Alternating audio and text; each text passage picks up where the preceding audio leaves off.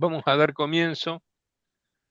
Eh, Ivana, ¿nos querés dirigir en oración? Sí, oramos. Señor, bendecimos tu nombre, te damos gracias por tu amor, tu bondad y tu compañía en este Amén. día. Gracias por tu presencia Sí, Señor. permanente con nosotros. Te pedimos, Señor Jesús, que ahora te quedes a nuestro lado, que nos ayudes a poder concentrarnos, a poder entender lo que hoy tenemos para aprender, para compartir, que Sí, sea un Señor. tiempo enriquecedor para todos, Señor Jesús. Quédate con nosotros y háblanos también en medio de esta clase. Te Así sea. bendecimos en el nombre de Cristo Jesús. Amén. Amén, amén. Muy bien. Para comenzar, vamos a compartir. Ángel va a estar compartiendo. eh, Ustedes vieron que yo enfaticé, dije en las clases anteriores que un poco la gran nota que va a estar como continuidad en el mensaje del movimiento misionero siglo XIX, la nueva mentalidad evangélica, eh, el cambio de conciencia, tiene un hilo conductor que va a ser central eh, en todo el pensamiento evangélico durante el siglo XX, y es el hecho de la cristología. Por eso es que le hemos prestado tanta atención. El otro día veíamos, después de haber analizado un poco los planteos de Carlos Mondragón sobre eso en la generación que va del 20 al 50, dentro del pensamiento social evangélico, veíamos, hacíamos especial énfasis en la cuestión de el Cristo de Mackay. Bien, yo hice un videíto para que a ustedes les quede, lo puedan después repasar, no, está cargado ya en el aula sobre el Cristo de Báez Camargo. Ustedes van a ver que hay algunas notas que son muy importantes en cuanto a la reflexión que hace Báez Camargo en un pequeño libro que se llama Las manos. Adelante. En esta oportunidad quisiera referirme a algunos elementos claves en cuanto a la cristología en la perspectiva del reino de Dios, de esa nueva generación que fue capaz de establecer una nueva conciencia del protestantismo en clave latinizadora. Me estoy refiriendo específicamente en esta oportunidad a uno de los principales líderes de esa generación, como fue el periodista oaxaqueño eh, González Báez Camargo. Él fue indudablemente uno de los grandes eh, escritores que contribuyó a la conformación de una nueva cristología muy ligada también a los conceptos que ya hemos compartido en otras oportunidades acerca de los aportes de ese otro gran pensador evangélico que va a tener el protestantismo entre la década de 1925-1950, que va a ser Juan Mackay. En esta oportunidad, después de haber reflexionado sobre el otro Cristo español, quisiera referirme a un texto, específicamente donde aparecen los aportes de González Báez Camargo. En esta dirección voy a estar compartiendo con ustedes una presentación que nos va a acompañar en el transcurso de esta ponencia. Cuando hablamos del Cristo de Báez Camargo, nos estamos refiriendo a que, por ejemplo, como punto de partida tenemos que tomar en cuenta un dato muy importante que fue eh, que en el informe de 1929 en el Congreso Evangélico de La Habana, González Camargo va a describir la situación religiosa de América Latina en términos muy parecidos a lo que lo había hecho Juan Mackay. Él va a decir en esa oportunidad que en América Latina estamos en presencia de una espiritualidad muerta y de un catolicismo marcado por la impronta del formalismo religioso.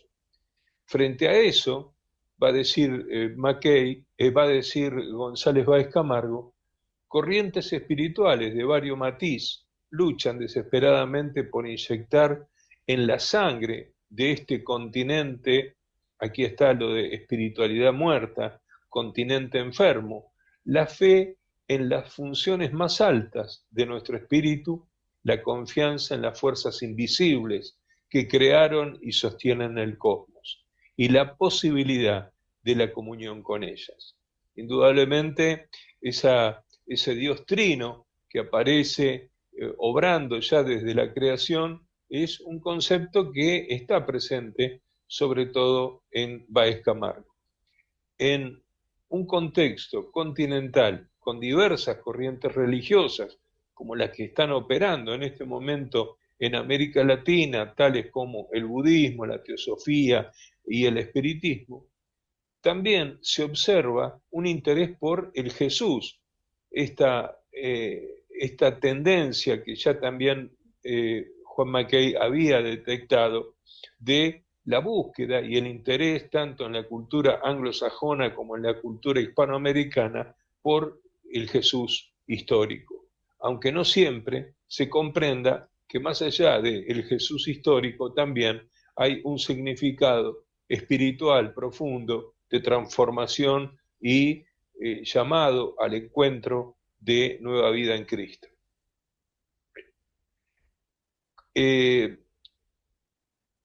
Cuando Báez Camargo va a estructurar su cristología de la salvación, va a comenzar a partir del Cristo de los Evangelios. Y entonces aquí aparece la distinción entre el Cristo de los Evangelios y otro tipo de revelaciones que podían tener los hombres. No al Cristo literario de Renan, no al Cristo socialista de Barbús, no al Cristo nimio de las leyendas católicas, bellos Cristos a medias, sino al Cristo único, es decir, al Cristo de los Evangelios, el Hijo de Dios, Redentor del mundo, Espíritu eterno, cuya obra ayer, hoy y por los siglos es la transformación de los corazones. Aquí está este concepto que acababa de compartir, donde me parece que podemos ver esa importancia que tiene de este Dios trino que aparece obrando ya desde la creación del mundo y que va a ser muy importante en la cristología de Báez Camargo. El Cristo de las manos es un paso que va del Cristo de los Evangelios a la revelación específica de las manos de Jesucristo, donde él va a enfatizar esta dimensión de la encarnación de Jesús. La disciplina de la contemplación tan propia de la tradición wesleyana permite ver que la revelación de su propia naturaleza es ni más ni menos que el enfoque hacia el cultivo de una piedad encarnada. Algunas ideas que estaban anticipando temas que posteriormente van a ser abordados por la teología de la liberación latinoamericana, como, por ejemplo, el tema de la opción preferencial por los pobres, que destaca muy bien en su obra Leduer la Masa el autor mexicano Carlos Mondragón. En esta línea de las manos de Cristo, cuando uno se pone a analizar, ustedes allí tienen la tapa del libro, al analizar las manos, el creyente veía el poder creador, el gobierno y la soberanía divina, junto con su compromiso por la justicia y la misericordia. Las manos de Dios son manos activas, son manos que han creado el cielo y la tierra, es decir, que han intervenido y sostenido el cosmos, lo están sosteniendo, y en la realidad histórica de los hombres. Es decir, es un Dios que participa de la historia humana. Jesús se revela en esa historia como un trabajador implicado en los asuntos del mundo y opuesto a dioses indiferentes a todo tipo de sufrimiento humano. Esos dioses impasibles, esos dioses tan propios del docetismo religioso que se está criticando tras bambalinas, es precisamente el Cristo que él trata de marcar, en contraposición con esos dioses impasibles, especie de sátrapas, de sátrapa oriental divinizado, que se recostara muellemente en los cielos altísimos, en dulces y eternas holganza, sin más que hacer que recibir las alabanzas de su corte celestial y deleitarse con la música de las esferas. Páez Camargo resalta las manos de Cristo como manos vigorosas, manos de trabajador, en contraposición con las manos débiles y blancas, representadas precisamente por todo lo que había sido el imaginario iconográfico del barroco colonial, y tan propio del catolicismo, que está intentando recuperar en este tiempo una nueva, ¿sí?, la vuelta hacia una nueva Edad Media. Él se enfoca, a diferencia de este Cristo impasible, de este Cristo que no sufre, de este Cristo que se mantiene alejado de la realidad encarnacional, se enfoca en las manos callosas, en las manos fuertes del carpintero de Nazaret, en contraposición con la imagen débil y desmayada comúnmente representada por el catolicismo colonial, como decíamos antes. Lo que se busca resaltar en González Báez Camargo, a nuestro entender, es la importancia que tiene la dignidad del trabajo manual, tan resistente dentro del pensamiento español y del proletariado. Aquí hay una combinación que va a concentrar todo su sentido en la figura de Jesús. Es importante recordar que desde la Reforma del siglo XVI, el protestantismo enseñaba que los diferentes trabajos debían realizarse para la gloria de Dios. Dios se llevaba la gloria de cada función que desarrollan los seres humanos. Y Báez Camargo logró articular esto con la misión de construir el reino de Dios. Es decir, el hombre participa con sus manos en esa construcción a la que Dios está invitando, que es ni más ni menos que la tarea de su reino. Se insta en este sentido en Camargo a los creyentes a colaborar con la acción de Dios en el mundo, en este propósito de esta obra suya, donde Él es el que es capaz de proveer la fuerza para llevarla adelante. No es una obra donde el hombre construye por sí mismo, sino que Dios es el que da la fortaleza espiritual, la entereza frente a los impedimentos para llevar a cabo esa obra que Dios confía en las manos del ser humano. La idea aquí es que la Iglesia participa, es llamada a participar en la edificación, en la construcción del reino. Y es interesante que esto que Báez Camargo está planteando se une a un poco la idea de cómo las manos obran en medio de ese contexto. Báez Camargo va a observar que Jesús, en su ministerio público, mostraba una sensibilidad especial. ¿A quiénes? Tanto como lo había señalado anteriormente Mackay, como lo señala en este tiempo también Alberto Rembao, se va a centrar en los pobres, debido a su propia experiencia de pobreza. Jesús no es cualquier Jesús. Jesús es un artesano pobre. Era, en el decir de Báez Camargo, un paria en la sociedad, y su piedad, su espiritualidad, se va a manifestar en las acciones diarias.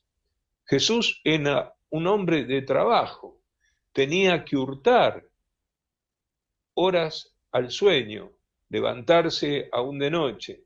Si quería disfrutar de sus momentos de quietud para la oración, para la vida espiritual, para la piedad y las meditaciones, oraba, oraba entre astillas, acompañándose con el monótono chirriar de la garlopa. En estas reflexiones de las manos, Báez Camargo pretendía salir al cruce de las acusaciones que por izquierda referían que el cristianismo era una filosofía abstracta, una filosofía docética, aliada ni más ni menos que a la alienación, una religión de alienación aliada al imperialismo norteamericano. Entonces, como vemos, aquí hay una contestación a derecha e izquierda, hay una contestación, una confrontación hacia el catolicismo pan-hispanista, y por el otro lado hay un plantear una alternativa a lo que están planteando la acusación de la izquierda latinoamericana en este tiempo, década del 30. Va a decir Báez Camargo, divino carpintero, varón de dolores, luz, proletario, de Nazaret, pobre y amigo de los pobres, divino camarada, nuestro Señor del látigo para expulsar a los mercaderes del templo, soliviantador espiritual de los de abajo, divino perseguido, héroe del sufrimiento, supremo amador, el justo, profeta del nuevo orden, muerto y resucitado del Calvario, dimensión salvífica, peregrino, Dios que está caminando en la historia, peregrino de Emaús. En este pensamiento que resume el doctor René Padilla, creo que hay una muy buena interpretación de precisamente lo que está realizando la obra de Báez Camargo para nosotros. Es acercarnos una imagen de Cristo que realmente para ese tiempo es una verdadera anticipación de lo que vendría a posteriori. En esta dirección, estos títulos, a nuestro entender, vienen a significar un gran aporte para ese momento histórico y también para el nuestro, porque cuando vemos estos títulos que se le dan a Jesucristo, vemos la importancia de reevaluar la teología de la misión y sus sujetos históricos en el protestantismo latinoamericano actual. Proyecto histórico, como decíamos al comienzo, proyecto misionero y sujeto histórico son tres elementos fundamentales que tenemos que poder lograr redefinir. Y en el contexto de posguerra en el cual está escribiendo Báez Camargo, marcado por la presencia de nacionalismos extremos o de bloques como el soviético y el bloque capitalista, él como autor no veía que estos fueran capaces de proponer sino inestables equilibrios de fuerzas que invariablemente iban a terminar en sangrientos reajustes de poder. En esta nómina, descartar de plano el imperialismo para él era un elemento determinante, porque el imperialismo aspira a la unidad del mundo fundándola en la relación de amos y esclavos, es decir, sin superar esos problemas históricos con la supremacía de un pueblo, de una raza, de una nación. Se está refiriendo al imperio angloamericano, sobre todos los demás. Ora se trate de la dominación brutal, ora del predominio paternalista. Para el escritor protestante, ninguna unidad, entre comillas, ninguna supuesta unidad que intentara generar el imperio, podía establecerse sin algún tipo de cercenamiento, al precio altísimo de cancelar el precio, el valor de la libertad. Frente al panorama que asomaba, él muestra la naturaleza de la buena noticia del Evangelio, que según Báez Camargo radicaba en que Jesús, el Jesús que nace, el Jesús que se encarna, es un Jesús de pobres, en un pesebre, y que muere en compañía de los malhechores en una cruz. Va a decir, su sufrimiento, el sufrimiento de Cristo, es un sufrimiento liberador. ¿Por qué? Su sufrimiento se hace redentor. ¿Qué es el dolor? ¿Por qué sufrimos? Especulen en torno a ello los filósofos. Cristo no elabora una teoría metafísica del dolor. No es de vuelta, ¿sí?, la reticencia a todo tipo de escapismo docético. No hay una elaboración metafísica del dolor. Cuando éste llega, marcha valientemente a su encuentro. Y Jesucristo lo vence convirtiéndolo de raíz de desesperación en potencia redentora, fuente de vida eterna. Es decir, una nueva realidad liberadora, donde Jesús se enfrenta al sufrimiento de su propia libertad. Frente a los partidarios de la violencia, este escritor oaxaqueño recordaba que la violencia era generadora de espirales de violencia aún mayores. Por eso es que él se va a oponer al ejercicio de la violencia que ya se viene prefigurando hacia la década de 1960. Frente a la espada, Jesús erige la cruz y sube a ella. La cruz es el amor que se sacrifica, que se da por los demás. Solo redime quien se niega a sí mismo por amor y entrega su vida para el bien y por el bien de los demás.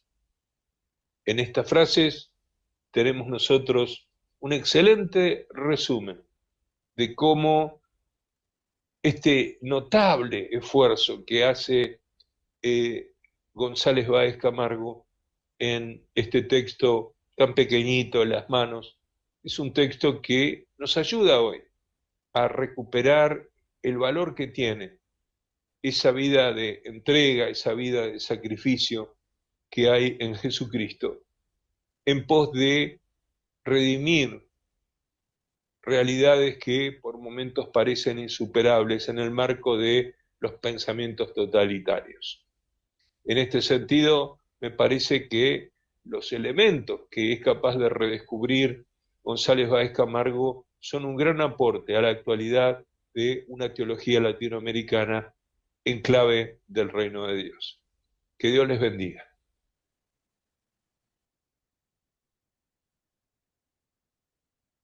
Muy bien, hasta ahí la presentación de El Cristo de las Manos. Como decíamos ahí, hay un paso importante que se opera en Báez Camargo en el término de 20 años. Él escribe, él es el presidente en el año 29 del Congreso de La Habana, el Congreso Evangélico de La Habana, que, o sea, con fuerza ya está iniciando este proceso de latinización. Y lo interesante es que en su evolución histórica, él escribe Las Manos hacia el año 52 y vemos que en el contexto ya de la posguerra, de la Segunda Guerra Mundial, él precisamente está haciendo este tipo de planteos donde hay un corrimiento en la cristología, ¿no? De una cristología más ligada al movimiento misionero pasa a esta relectura desde el valor que tiene eh, este Cristo eh, que ustedes vieron los términos que él utiliza. El trabajo que yo comparto ahí de René Padilla es muy ilustrativo, porque él rescata, es mucho más extenso, yo simplemente rescaté esa cita, pero es muy interesante todos los títulos que va poniéndole Báez Camargo a lo largo de ese pequeño libro, a Jesucristo, ¿no? Y todos tienen que ver con afirmaciones cristológicas que humanizan la figura de Cristo. En ese sentido, la recuperación de un Cristo encarnado, obrando en medio de la historia, un Dios que se hace cargo de la sustentabilidad del cosmos y un espíritu que es el espíritu que acompaña a Jesús camino a la cruz, son una respuesta alternativa tanto a derecha como a izquierda, tanto al capitalismo como a lo que se plantea en un contexto de Guerra Fría. Por eso el libro, o sea, eh, a todo lo que es el comunismo soviético, ¿no? De Stalin. Entonces, ahí, y por eso es muy notable que él rechaza de plano, hacia el final de la obra, la construcción de una unidad ficticia. La unidad que necesita el mundo es detrás de una unidad auténtica que surja de Jesucristo y que es contraria a todo ejercicio de violencia. En ese sentido, ya se está anticipando precisamente a los movimientos que en América Latina planteaban la lucha armada contra el dominio imperial, ¿no? ¿Comentarios? ¿Pudieron leerlo, ver algo de esto? Parece una lectura casi profética porque hay Es tremendo, es tremendo. muchos elementos en común, porque el imperialismo no, se ha disuelto, se caracteriza de nueva manera. Ahora se habla de la desposesión, de si se invade económicamente y se saca los recursos de un país. Pero es decir, ante un sistema tan poderoso y tan grande y tan humillante, la única solución es este escrito humanizado, es terrible.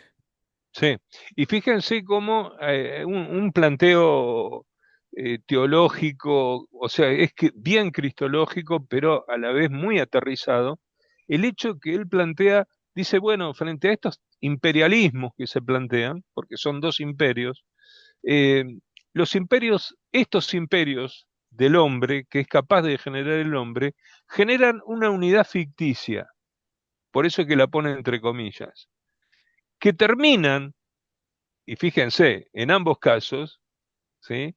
Tanto en el caso de Stalin como en lo que va a plantear el macartismo para América Latina, es una unidad que termina cercenando la libertad. Es decir, fíjense, ahí hay una defensa del valor de la libertad, ¿no? Que es la libertad que acompaña a Jesucristo a resistir al imperio. ¿Por qué? Porque Jesucristo en su libertad decide, por amor, caminar hacia la cruz y por lo tanto redimir todo sufrimiento, ¿no? Que es producido por los que están empoderados, ¿no? Jesús redime el sufrimiento. Bueno, yo elegí esas citas, están seleccionadas, es toda una selección de por ahí bueno, es un análisis que yo hago del texto, ¿no? Pero me parece que es muy relevante para nosotros hasta el día de hoy, ¿no?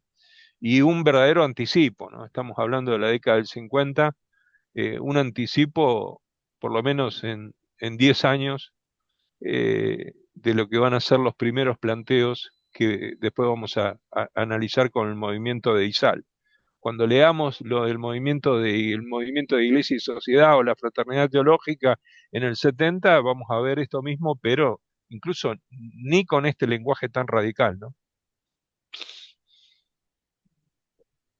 Una pregunta, profesor. Sí, ¿Él, Carlos. él es un adelantado, es contemporáneo o ya había estudios sobre el Jesús histórico? Rescatar Eh, la figura del Jesús histórico que ahora, bueno, en los últimos años se dio mucho más fuerte, ¿no? El rescate del Jesús peregrino, caminante, el artesano, como quiera llamarlo, ¿no? sí.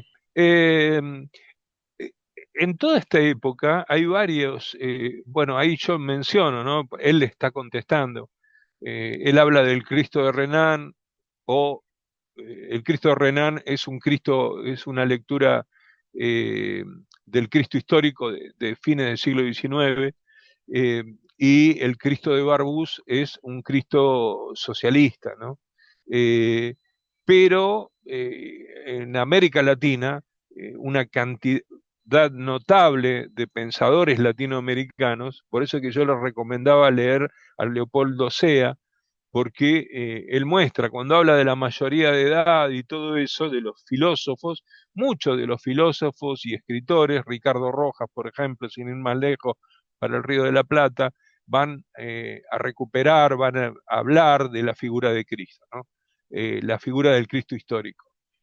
Acá lo que hay es el intento de un protestante eh, bien, a ver, Báez Camargo, bueno,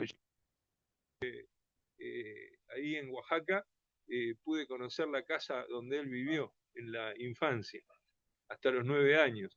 Y bueno, la escuela donde él asistía. Y él fue adoptado, quedó sin padres y no tenía ni papá ni mamá, y él fue adoptado por Báez Camargo, quien le da el apellido, y él es un indio, ¿eh? Es un mestizo, bien mestizo, y bueno, y muy influido por la teología wesleyana. Les comento un chisme que alguna vez me compartió el doctor Míguez, que fue que precisamente cuando el doctor Míguez tiene que ir al Concilio Vaticano II, esto para que puedan dimensionar ante quién estamos. Cuando al doctor Míguez lo invitan al Concilio Vaticano II, donde se produce el ayornamiento de la Iglesia Católica, con Juan XXIII y Pablo VI, en todo ese proceso de cambio de la Iglesia Católica, el que lo asesora a Míguez Bonino, que fue el único interlocutor evangélico en el concilio, es Báez Camargo. Báez Camargo es el que le habla, Míguez se encuentra con él para prepararse para ir al Concilio Vaticano. O sea, y él es un periodista, fundador de una revista importantísima, que después vamos a mencionar, que es la revista Luminar. Gracias a Dios la estamos recuperando, estamos recuperando toda la biblioteca de la revista Luminar en México, con los compañeros así de la Fraternidad Teológica, porque es una revista que introduce las primeras traducciones de los grandes teólogos europeos, ¿no? Y entonces, por ejemplo, la primera traducción que se hace de Karl Barth eh, la va a hacer Báez Camargo para la revista Luminar. Esto en el año 38. En el año 38 el tipo está, ¿sí?, traduciendo, ¿no? Lo mejor, si se quiere, eh, de la teología de ese tiempo, ¿no? De la teología neortodoxa, que por ese momento ni se llamaba así, ¿no? Eh, y que bueno, que está muy centrada, muy centrada, es una teología muy evangélica, ¿no? Por eso el énfasis que me parece que hay que rescatar de que todo este pensamiento surge desde el pensamiento de una lectura de Jesucristo, ¿no? una lectura cristológica. El centro, el foco es bien evangélico, bien cristológico. Me parece un rescate muy, muy valioso. Pero ese es el personaje, ¿no? Bueno, era un escritor notable, ¿no? Periodista, escribía rápido, ¿no? Tenía toda esa disciplina, eh, escribió en los principales, bueno, una figura sumamente reconocida en México. Eh, sí, notable. En diálogo siempre así con la cultura en general. Un personaje notable, por ejemplo, ahora cuando estuve visité, él en Oaxaca se escribía con uno de los principales intelectuales de Oaxaca. Eran amigos y la, todos los libros de Báez Camargo se encuentran en la biblioteca de José Inostroza. Hoy la biblioteca Inostroza es la gran biblioteca. Tuve la oportunidad de conocerla, después si quieren les puedo colgar algunas fotos, porque es impresionante. ¿Y saben por qué? Porque intercambiaban libros. Y Nostroza le regalaba los libros a Báez Camargo y Báez Camargo le regalaba los libros que publicaba o los escritos que publicaba a Inostroza. Entonces, todos los escritos de hoy cuando queremos estudiar el pensamiento de Báez Camargo están en esa biblioteca, que tiene cantidad de volúmenes, ¿no? Una mansión impresionante, que, bueno, pero notable. O sea, ese diálogo que tenían los evangélicos con el mundo de la cultura, ¿no? En los lugares. Eso es un poco el esfuerzo de la latinización de la que hablábamos. No era un título, ¿no? Hay que latinizarse, no. Era entrar en diálogo con los grandes escritores y los grandes pensadores de su tiempo. Y encima ser respetados. Tenemos un poquito de distancia, ¿no? Eh, con lo que ocurre hoy. Eh,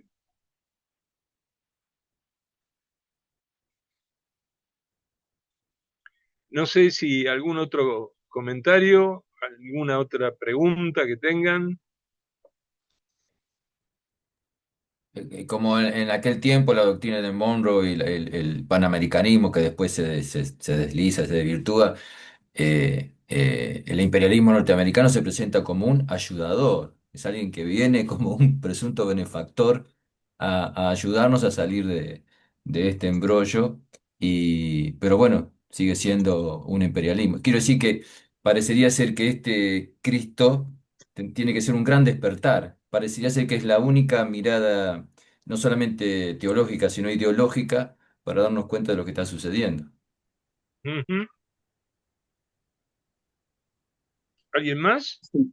Yo estoy pensando cuáles eran sus relaciones, ¿no? Con otros personajes y ya que es de gran talla y ahí de México, ver a ver con quiénes se relacionaban, ¿no? Su pensamiento, de pensar de esta manera, así creo que tiene un pensamiento existencialista muy fuerte y es ahí donde quiero ahí buscar. Mucha traducción en la revista Luminar, por eso es que yo decía lo que decía el otro día. El pensamiento de Unamuno, el pensamiento de Kierkegaard, son otros de los autores que él introduce eh, y que, bueno, van a marcar. Y el tema es que es un momento muy rico, ya lo vamos a ver eh, cuando nos metamos con Stockwell, es un momento de mucha riqueza, eh, porque esto de la latinización no es un dato menor, porque en diferentes lugares de América Latina, se los voy adelantando, un poco la política que se tiene dentro del campo evangélico en estos congresos es precisamente la de apuntar a la formación teológica, ¿no? De calidad, pero una formación basada en autores hispanos, ¿sí? O traducciones al español de las grandes obras de la teología. de la teología, de la historia, después ya van a ver varias que voy a mencionar.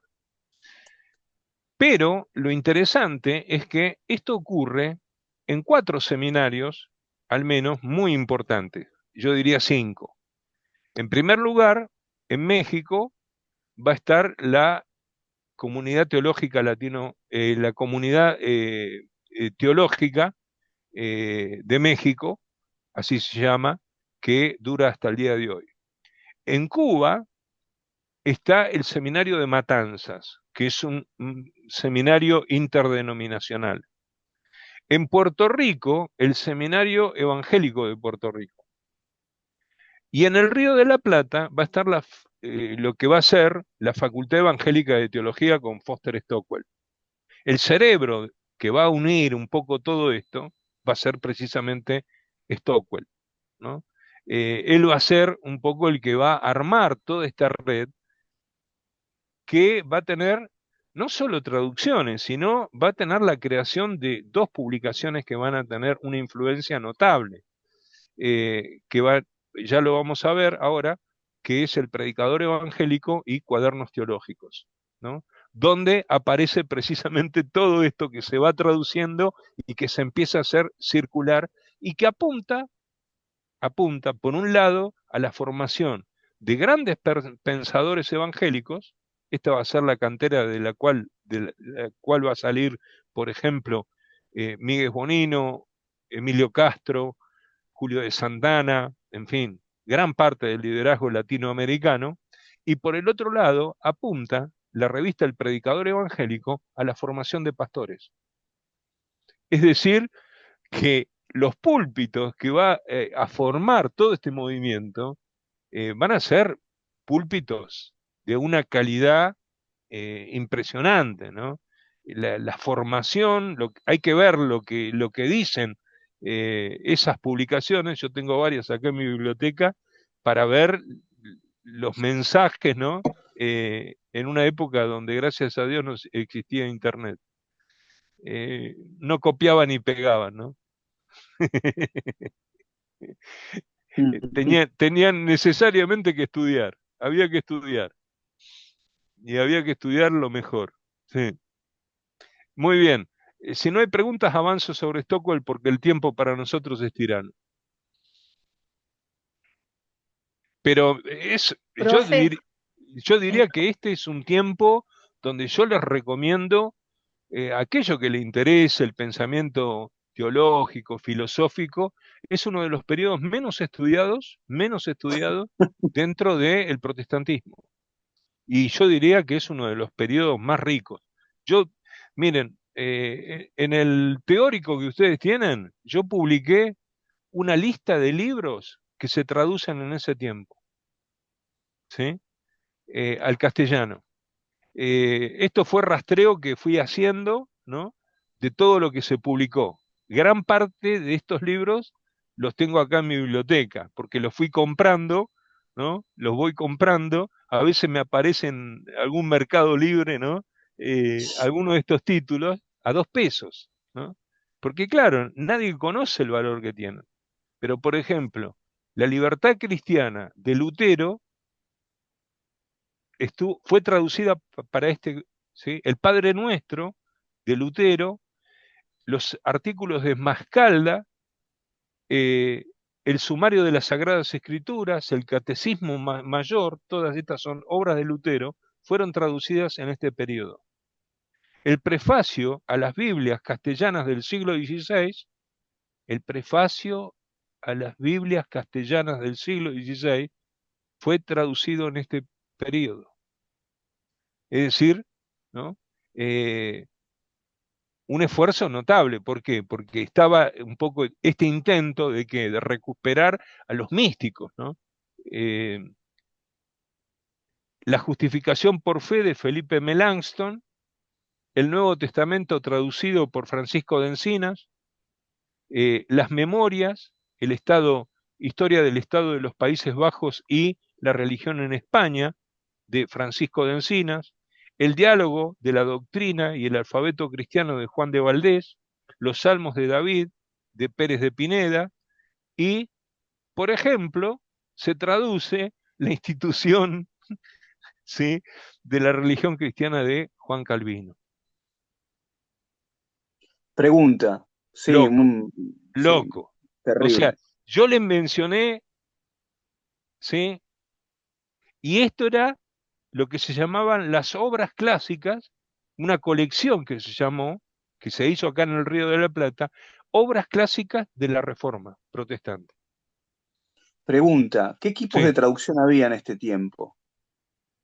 ¿Saben lo que hacía Stockwell? La costumbre que tenía Stockwell era que los estudiantes de teología más avanzados, eh, en el seminario, así, estudiantes como vos, como yo, tenían la tarea de estudiar algún idioma en profundidad y estudiarlo bien. Generalmente se les daba un año, lo sacaban afuera y lo mandaban a estudiar. Y entonces tenía que aprender el idioma y venir. Stockwell invertía en eso.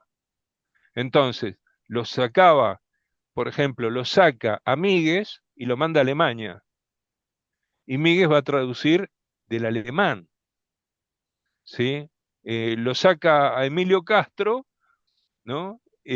A Suiza y va a traducir Barth, ¿sí?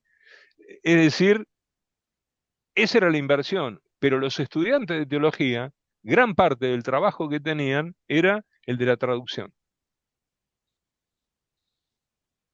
También, bueno, Impresionante. había editoriales, había, yo qué sé, hay todo, hay un libro muy bueno, que hay que seguirlo, donde, eh, porque tampoco se lo he estudiado, pero la figura de Foster Stockwell, por ejemplo, yo esto se lo digo para los que viven en Buenos Aires, la figura de Foster Stockwell, o David, no sé si estás en Montevideo, ¿dónde? Eh, pero, por ejemplo, hay un libro de Goslin sobre, que yo lo cito ahí en el trabajo, de Tomás Goslin, que es Foster Stockwell, Historia de una emisión. Es un libro que salió en el año 93. No lo conoce nadie ese libro, pero ese libro es una joya, donde cuenta y muestra mucho de las cartas, el intercambio de cartas, y cómo él va pidiendo recursos, va buscando convenios con las editoriales. El tipo era eh, un tipo muy preocupado por la misión de la iglesia, ¿no? Esto es lo loco, ¿no? Por eso el título, Historia de una misión, porque él mismo encarnaba, Stockwell encarnaba la misión, ¿no? La preocupación de él era la iglesia, era el pastorado, pero bueno, para alimentar a ese pastorado era necesario hacer todo este trabajo. Pero es uno de los periodos, el único que ha trabajado en serio sobre el periodo ha sido Carlos Mondragón, sobre este periodo, ¿no? Pero esto es para varias tesis. Alguien iba a intervenir, era una voz de una dama. Voy a parar acá para felicitar primero a Romina Anselmo. Muy buenos algunos trabajos. Después te quedaste corta, se te acabó la nafta, no sé qué te pasó, pero venías re bien. Me sorprendiste gratamente. Ahora no sé cuál es tu problema, por qué no participas en clase. Meté la cuchara porque tenés muy buenos análisis, muy buenos criterios. Te felicito. Me gustó mucho. Igual Patricia, ya la felicité. No sé, alguien iba a intervenir y yo lo corté. Sí, yo iba a Mariela, decir algo, Mariela, Mariela, Mariela. profesor.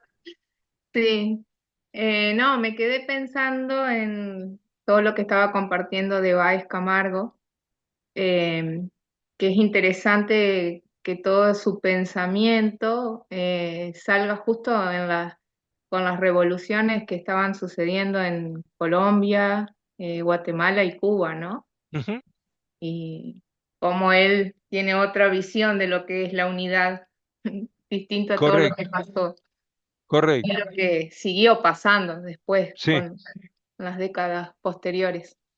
¿Y saben una cosa? ¿Saben una cosa? Les cuento otro chisme más de la vida de Báez Camargo, que él había estudiado para ser maestro. Él era maestro, maestro de escuela. y fue un maestro muy activo, ¿saben dónde? En los años 20, en la Revolución Mexicana.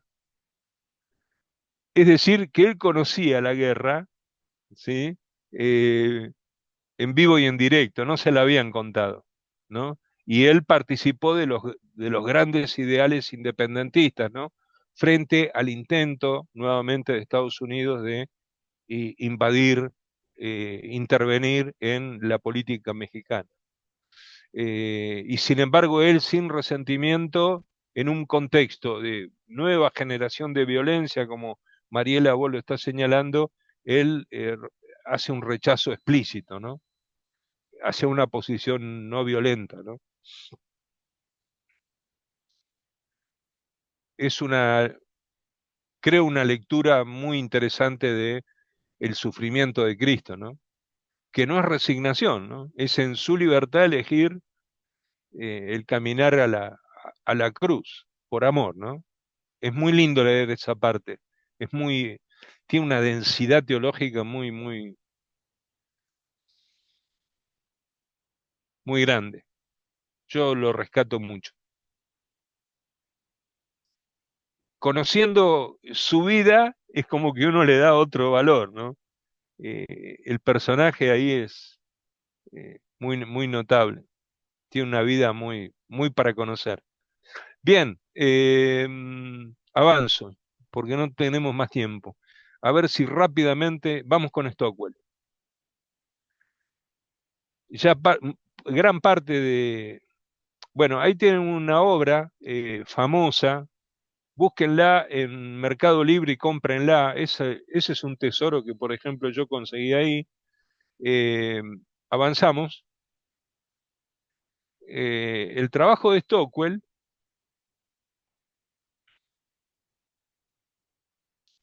ahí como yo le decía, uno de los grandes aportes del Congreso de Panamá de 1916 es precisamente, eh, junto con el Congreso de Montevideo de 1925 y La Habana del 29, fue el impulso y el establecimiento de dos grandes editoriales. Una va a estar en México, que es la Casa Unida de Publicaciones, y la fundación en el Río de la Plata de la editorial La Aurora. Dentro de las publicaciones de La Aurora va a aparecer este librito que ustedes tienen ahí, esta colección. ¿Ven que dice obras clásicas de la Reforma? Bueno, y ahí están, ¿no? Todos estos libros que yo les acabo de mencionar y que ustedes tienen citados en el teórico mío. En este periodo también se enmarca el impulso dado a la educación bíblica teológica por medio de los seminarios que les mencioné, ¿no? Esos cuatro centros fundamentales que van a ser México, la Comunidad Teológica de México, el Seminario Evangélico de Puerto Rico y la Facultad de Teología, donde se iba a formar la nueva generación que va a aparecer en los 60, ¿no? Y toda una camada de profesores y de líderes con una nueva mentalidad. Lo que marca acá es el diálogo ecuménico, pero por el otro lado, diálogo ecuménico con fuerte compromiso social, que va a irrumpir sobre todo en la década de 1960. Este es el liderazgo que va a formar Stockwell, ¿no? Adelante. En la Facultad Evangélica de Teología de Buenos Aires, Stockwell editó con los auspicios de los profesores tenían que trabajar, hacer esto, ¿no? Una notable colección, otra colección, que va a ser la Biblioteca de Cultura Evangélica. Esta iba para todo público, ¿sí? La otra era, ¿vieron el perfil de recuperar las grandes obras de teología? Bueno, él, por ejemplo, libros que hasta el día de hoy, algunos reeditados por CLIE, ¿sí? En este tiempo, pero por ejemplo la literatura del Antiguo Testamento, de Bewer, la historia de la Reforma en España del siglo XVI, de Macri, las enseñanzas de Jesús, del obispo Barbieri, el carácter de la iglesia primitiva, los bosquejos sobre la historia de la iglesia de Carlos Heusi, la vida de Jesús de Barton y Matthews, la introducción al Nuevo Testamento y los 2 tomos de la historia de la Reforma de Lindsay van a ser producto de esta colección para el laicado evangélico en América Latina. Por el otro lado, Stockwell va a impulsar la aparición de 2 revistas trimestrales que tuvieron amplísima distribución en toda América Latina. El Predicador Evangélico del año 43 y Cuadernos Teológicos. El Predicador Evangélico surge con la idea de ser una revista destinada a los predicadores laicos y a los pastores. ¿Y qué era lo que difundían ahí? Los sermones así de notables predicadores, bosquejos de sermones, sugerencias sobre cómo realizar series de predicación, se hacen críticas a los libros, es decir, las personas, los líderes, ¿sí? Van leyendo comentarios, artículos de homilética, de predicación, de teología pastoral y sugerencias para la renovación del culto. Por el otro lado, avanzamos una más, Ángel, aparecen los cuadernos teológicos. Esto va a ser una joya, ¿no? Los cuadernos teológicos es acá donde va a aparecer un poco eh, esa incorporación de lo que vamos a ver en la clase que viene, que es la incorporación de la teología europea, lo mejor de la teología europea y norteamericana de este tiempo. Esto va a durar entre 1950 y 1967, y donde dice, en el primer número, nace una revista largamente soñada por los evangélicos latinoamericanos que se preocupan por el pensamiento teológico moderno. Ha llegado ya el momento en la vida de las iglesias evangélicas en que la teología tiene que ocupar un lugar cada vez más importante. ¿Por qué? Por el bienestar espiritual de las mismas y por su contribución a las corrientes intelectuales de los respectivos países. Los cuadernos teológicos en gran medida contribuyeron entonces en esta búsqueda a la que estaba abocado en ese momento el protestantismo histórico, que era el de poder producir una teología para los nuevos tiempos que estaban planteando nuevos desafíos. ¿Se acuerdan que habíamos dicho? Bueno, estamos en un momento, 1950, donde en el año 49 se produce el CELA 1, del cual ustedes tienen un video que ver para la clase que viene. Lo grabé de la mañana, así que ahí lo tienen. Y en ese video yo cuento un poco lo del CELA 1, que es un momento de triunfalismo, pero donde ya empieza a aparecer la crisis de la teología liberal que venía desde el siglo XIX.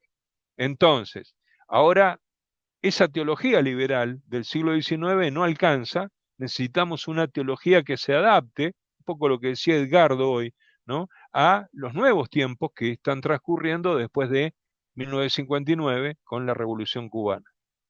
Fue así que la revista divulgó en castellano material de teólogos como Barth, Pullman, Paul Tillich, Dietrich Bonhoeffer, Emil Brunner, Reinhold Niebuhr, los trabajos bíblicos de Oscar Cullmann, el ya y el todavía no, de Bornand, Dud, Rulli, y el pensamiento de misionólogos como Mark Warren y Leslie Newbigin, que van a ser textos donde hay un fuerte énfasis tanto en lo eclesiológico como, es decir, en la iglesia, en la doctrina de la iglesia, este concepto que hoy conocemos y que nos suena tanto permanentemente de Missio Dei, bueno, es esto lo que está detrás de esta eclesiología, la misión de Dios a la cual la iglesia es llamada a participar.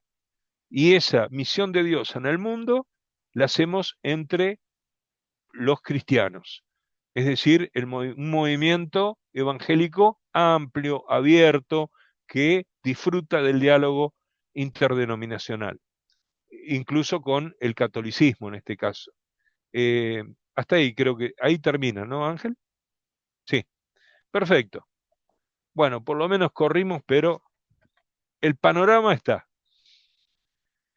El panorama más o menos lo tienen de lo que está ocurriendo en el pensamiento evangélico en este momento. Hay una muy buena lectura sobre este periodo que ustedes pueden hacer en Jean-Pierre Bastián cuando analiza todo este periodo histórico. Interrogantes, les doy 10 minutos de vida, vamos. Patricia tomó tanto mate que ya ahora no habla.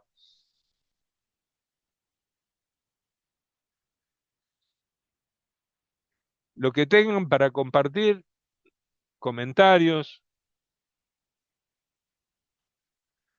¿qué les va pareciendo a ustedes? Bueno, ¿Qué hay les va una, aportando todo lo que estamos viendo? ¿Conocían algo de toda esta historia? una constante mirada sobre los problemas, no solamente que tienen que ver con lo inmediato, digamos, en cuanto a lo geográfico, sino a nivel mundial. Es decir, no, en ningún momento se desinteresa o se desapega de todo ese movimiento, porque el Evangelio debe contestar a eso, debe ser eficiente en ese sentido. Y Ujú. no tener una mirada crítica sobre eso, una mirada analítica, profunda, de toda esa complejidad hace que el Evangelio se pueda diluir si no responde a a todas esas necesidades. Correcto. Y lo que quiero que ustedes vean es que, porque muchas veces se dice, no, tenemos que pensar únicamente en nuestra realidad, ¿no? Em, y a partir de el pensamiento propio que nosotros tenemos. Y acá lo que yo les quiero mostrar es que la gran riqueza del pensamiento evangélico en este periodo es un pensamiento que es un pensamiento desinhibido para pensar lo mejor de la teología europea. Se piensa lo mejor de la teología europea, todos estos teólogos que yo le estoy sentando, para después poder dialogar.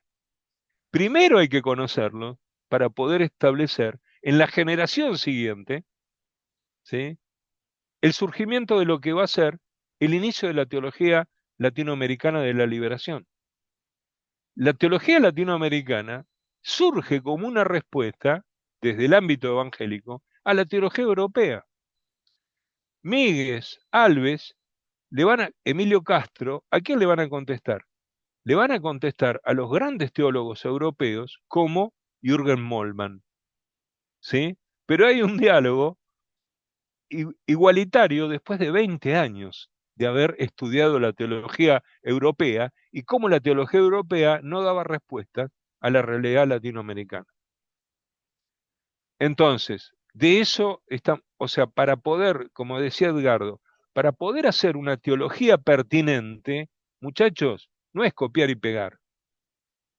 ¿Se entiende? No es copiar y pegar. Hay que conocer, por un lado, nuestro contexto, hay que conocer el pensamiento, ¿no?,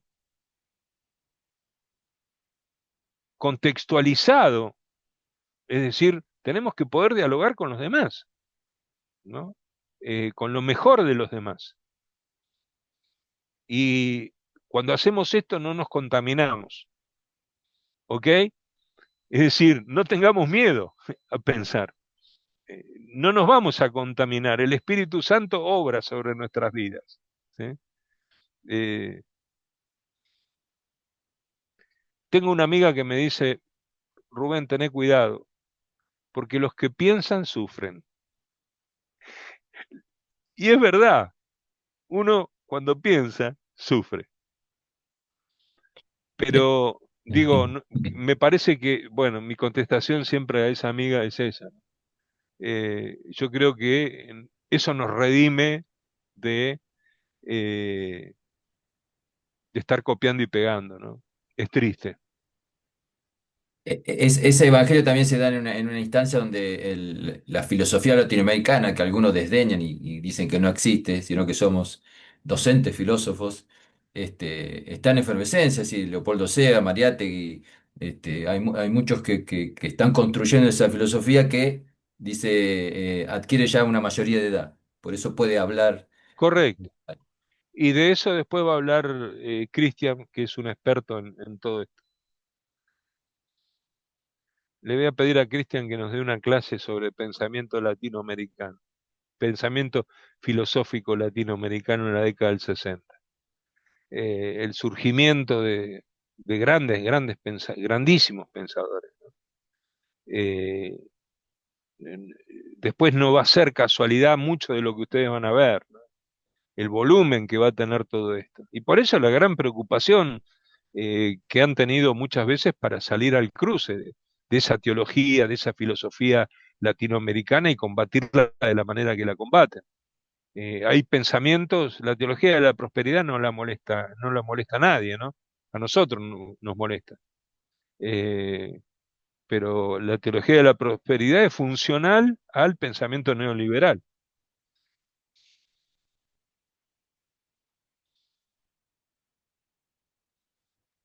Todavía andan dando vueltas los libros de cuaderno de teología ahí en el viejo ICD.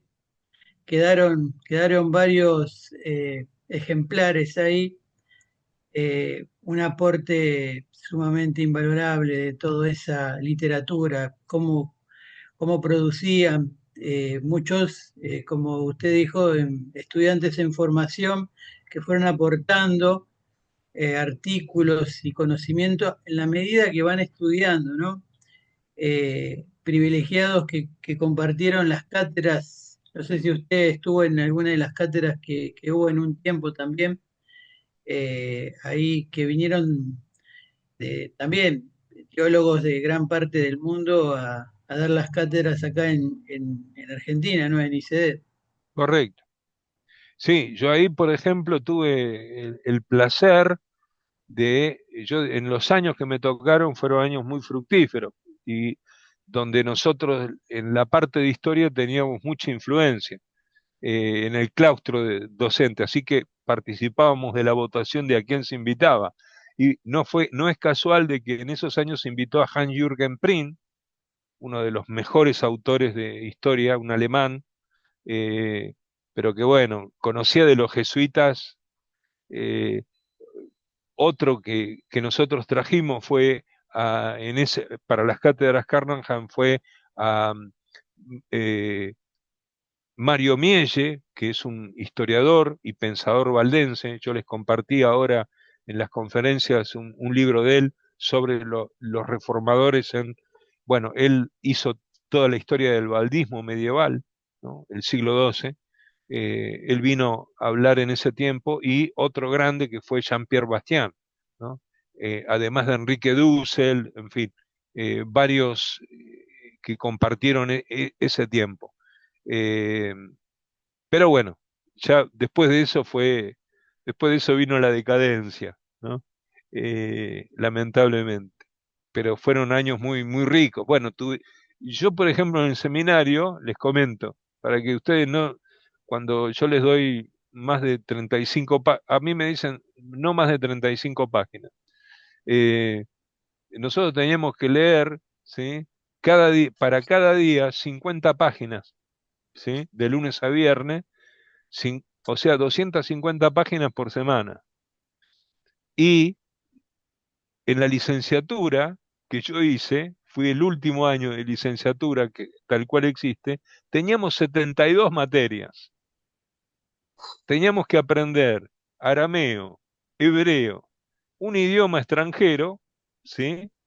Y hablar griego, ¿no? Para poder traducir, hacer exégesis.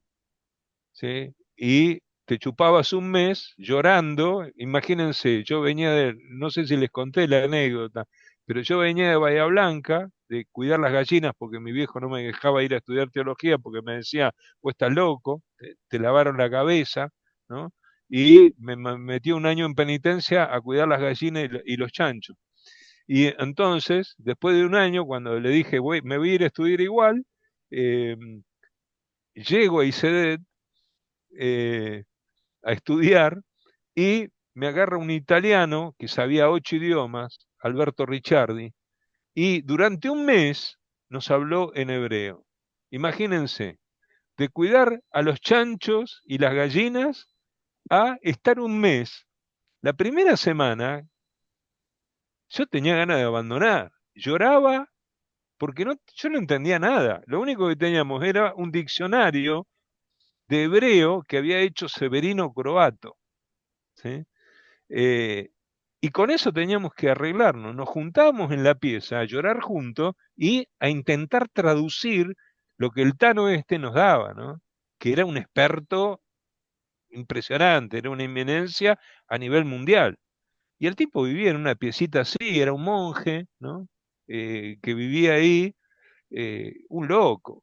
Y después en griego fue exactamente lo mismo, un mes hablando en griego, así que no te quedaba más remedio que aprender o aprender.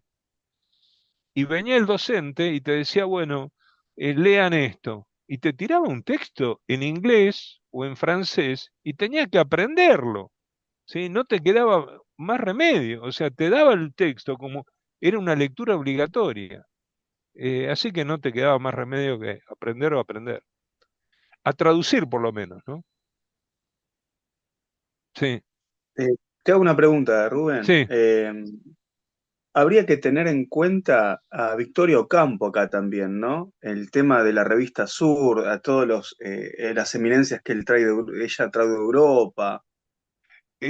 Con la que hubo mucho vínculo, con la que hubo mucho vínculo, hay una revista, yo no sé si Paula Seiger lo siguió, ella inició una investigación sobre la revista La Nueva Democracia. En La Nueva Democracia van a escribir, lean, van a escribir Gabriela Mistral, por ejemplo. Va a escribir Mariátegui, va a escribir Alfredo Palacios. Es decir, con esos pensadores hubo diálogo, ¿no? En ese periodo, seguramente muchos más. Y en estas revistas que, o sea, se están reconstruyendo en general, ¿por qué? Porque antes estaban todas en ISEDET. Hoy no tenemos la biblioteca, hay que esperar ahora que, si Dios quiere, dicen que ya la van a reabrir, pero ahí van a estar, todo eso nosotros lo veíamos ahí.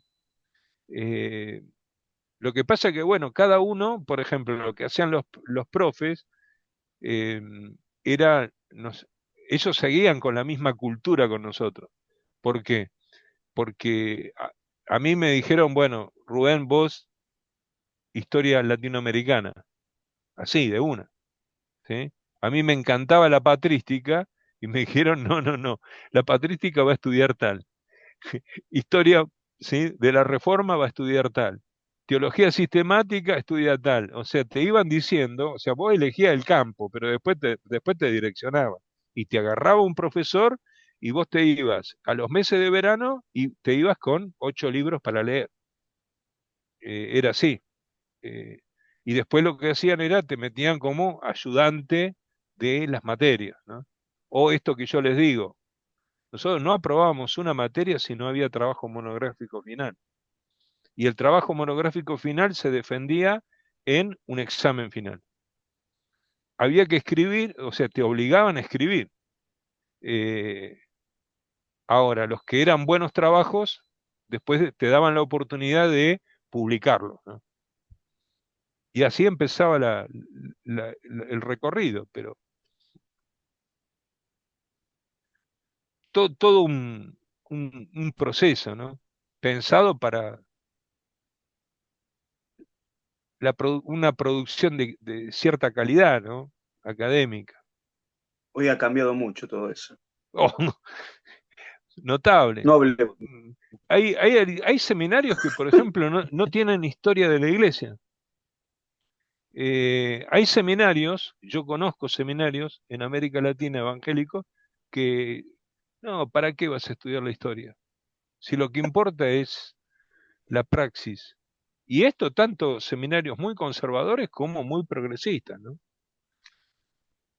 Aparentemente, ¿no? Eh, sí, Impresionante. sí. Yo tenía compañeros que lo mío no es, a mí no, nunca me gustó la exégesis, por ejemplo. Pero yo estaba obligado a poder hacer exégesis. O sea, te obligaban a hacer exégesis. No era que vos te especializabas en un campo y te olvidabas de lo demás. No, tenías que ser bueno, ¿no? O sea, no te aprobaban si no era bueno. Sacarte un 7, un 8 en ICEDET en ese momento era... A mí tengo una estudiante que me pelea, ¿no? Eh, me pelea mucho, centroamericana. No son ustedes, es puertorriqueña. Y entonces me pelean mucho. Y me dice, profe, usted no pone notas más allá de 8,50. Le digo, mira, sacarte un 8,50 conmigo es sacarte 10, olvídate, ¿sí? Porque forma parte de eso, ¿no? De pedir más, más, avanzar, ¿no? Y 8,50 es una muy buena nota, conformate con eso, ¿no? ¿Querés otra cosa? Así que el que se saque un 9 es porque me agarró muy bueno, Pablito me hizo mimitos y me dijo, abuelo, adelante. Pero no, olvídense. Así que celebren cuando tienen un 7. Aprobaron. Muy bien. Es un chiste, pero la idea es que podamos trabajar en esta dirección. Yo tenía un profesor en griego, Starling Clark, Eh, americano. sí, Era, era llegar y era todo lo, es decir, ibas a comprar con los papeles, me daba griego él, y crítica textual, y luego después lo suplantó otro profesor, pero era impresionante, es decir, todo el tiempo era traducir, traduciendo todo el correcto, tiempo era. Nos hacía traducir correcto. romanos, M- muy Por complejo, pero ejemplo, era muy difícil. Mervyn Brenneman, otro grosso, o sea, Profe, perdón, era- eran docentes de primera, eh, no sé, McKay, ustedes ahí, eran muy buenos docentes. Y después, bueno, entró toda, o sea, lamentablemente, yo soy carismático, ya se los he dicho, pero el movimiento carismático es un movimiento en general antiintelectual. Eh, es un Sí. movimiento que ha despreciado, eh, o sea, es como que no, ha tomado lo peor del movimiento evangelical norteamericano. Sí, Jero, no, yo lo escuchaba a usted y pensando en todo esto del aprendizaje, yo recuerdo que por ahí uno, por distintas cosas de la vida, no ha podido hacerlo de esta misma forma, ¿no? Por ahí estar internado en algún lugar estudiando. eh, y las realidades nuestras son tan diferentes en un montón de situaciones, ¿no? El trabajo, el estudio, la familia, la iglesia. Pero bueno, el esfuerzo veo de mis compañeros, de todos, usted mismo dando una clase en otros tiempos muy complicados, ¿no? Así que vamos a valorar el 7 si llega en algún momento, lo que llegue, quédese tranquilo. sí, pero Jero, mira, vos fíjate, yo te Porque es comento, valorable, digo, o sea, sí, y el tema es este, el tema es este. A mí mi viejo me dice, vos estás loco, ¿cómo te vas a ir a estudiar al seminario? Y saben, yo me iba y o sea, y no me pagaba. O sea, yo estaba encerrado en no, la hay quinta cuidando, todo yo un estaba esfuerzo encerrado en detrás. la quinta. ¿Saben lo que yo hacía para poder estudiar en ese año y no desaprovecharlo? Me agarraba una bicicleta y me hacía 16 kilómetros en bicicleta para ir a la reunión de oración en la iglesia. Y a la salida de la reunión de oración, había un círculo de laicos que eran la biblioteca, yo qué sé, la biblioteca de esos miembros de la iglesia tenían a Tolstoy. Yo aprendí de Tolstoy en las reuniones de oración cuando terminaban, los 20 minutos siguientes. Entonces me daban libros, esto que el otro. Y yo me iba con la mochila, ¿sí? Me llevaba con la mochila los libros que me daba la pastora y entonces me dio a leer, por ejemplo, a ver, alguno que... Yo leí a Gerard Fonrad, no sé si lo tienen. ¿Lo tienen a Fonrad? El primer tomo del Antiguo Testamento, yo me lo leí en ese año en la chacra. Cuando fui a Sedet, cuando fui a Sedet, yo había leído a Fonrad. Había leído El precio de la gracia de Bonhoeffer, ¿sí? Es decir, en la quinta. O sea, yo estaba internado, pero nada te impedía de capacitarte. Y cuando me vine, o sea, yo termino ISEDET, pero me quedaba la tesis. Y yo dije, bueno, la voy a hacer a distancia.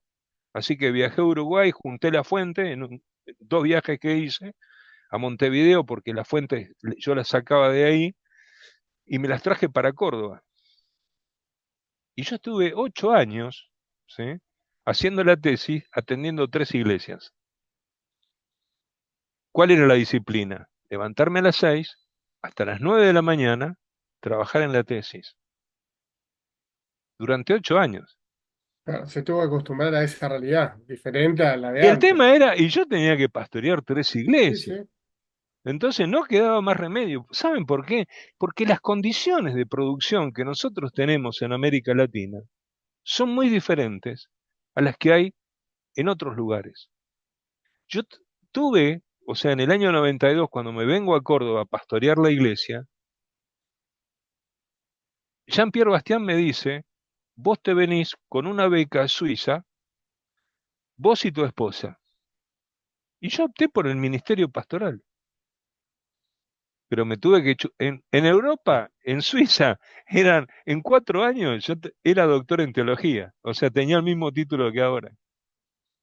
Becado, yo y mi esposa, estaba todo bien. Pero había una pasión por el ministerio y combinarlo con la calidad en el estudio. Y ese era el desafío. Y me parece, o sea, yo valoro a los que se han ido a Europa o Estados Unidos, esto que el otro, pero para mí es respetable lo que yo hice, ¿se entiende? Para mí es valorable. Y eso creo que sirvió de ejemplo también a muchos otros para ver que se podía. Y yo no tenía una familia que me bancara, yo trabajaba, en los años de facultad laburaba, eh, y me tenía que sostener, o sea, yo no tenía quien me bancara, yo no estaba dedicado. Lo único que recibí fue una beca para ir a juntar las fuentes a Montevideo, que me bancaron el viaje porque si no, no había tesis. Eh, pero fue así, y era una tesis para sacar fotocopias, eh, para pagarme ¿cómo se llama? El barquito El buquebús. el buquebús, y de vuelta, fue eso, esa era la beca, y Qué después decisión, arreglate, ¿eh? y uno tiene que decir, no, y en el pastorado no la pasé bien, fue complicado, era mucha mala sangre y todo lo que ustedes quieran, pero era disciplina. Yo creo que les conté. eh, yo terminé la tesis y bueno, y una cosa que hacía, yo tuve un profesor que era enorme ahí en Israel que se llamaba Lambert Jurman, un holandés reformado, fue otro de los profesores. Y él me agarra en un tiempo donde Miguel Bonino, que era mi asesor, se fue a dar una cátedra 6 meses. Así que durante 6 meses tuve al holandés este. El holandés era una máquina, y me exigía al palo. Entonces me dice, bueno, mira, yo te voy a enseñar una cuestión metodológica.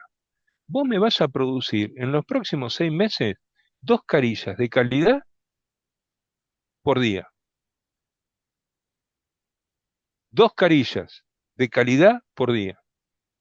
Y si no tienen calidad, yo te las rompo y la vas a tener que hacer. Es decir, va a tener 4 al otro día. Así fue. Tenía que producir 2 carillas por día y entregársela al lunes siguiente. Pasó el tiempo, pasó el tiempo, pasó el tiempo.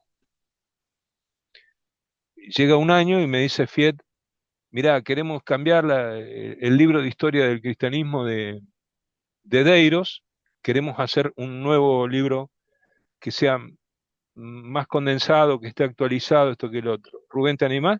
Sí, le digo. ¿Cuánto tiempo tengo? Tanto tiempo. El 31 de enero tiene que estar. Perfecto. Para el 31 de enero yo tenía que sacar el libro. Cuando conté el tiempo, ¿sí? La cantidad de páginas que produje y conté el tiempo, ¿saben cuánto había producido por día? 2 carillas. Es decir, el hábito ya estaba creado. El hábito estaba creado. Entonces es una cuestión de poder.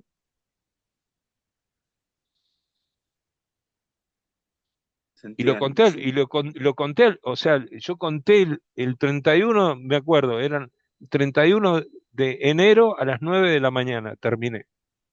Sudando con el ventilador, mi esposa me decía, ¿hasta cuándo? Y terminé el libro ese día, sí. Pero me parece que son cosas que tenemos que aprender a hacer, ¿no? Tenemos que ver y, bueno, plantearnos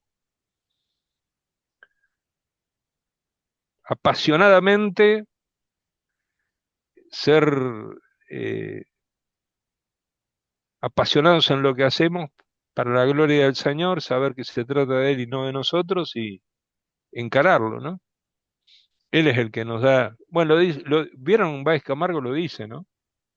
Él nos da la posibilidad de edificar en su misión y Él nos da la fortaleza para hacerlo, la firmeza para hacerlo. Eh, Creo que pasa por ahí. Dios les bendiga. Gracias, profe. Gracias. Gracias. Gracias, Ánimo. Rubén. Y gracias por la charla. Así que bueno, no se desanimen con los 7. Nos sostiene la pasión, vamos todavía. Aleluya. Con un 6 me conformo. Te disfrutamos mucho, Rubén, te disfrutamos mucho.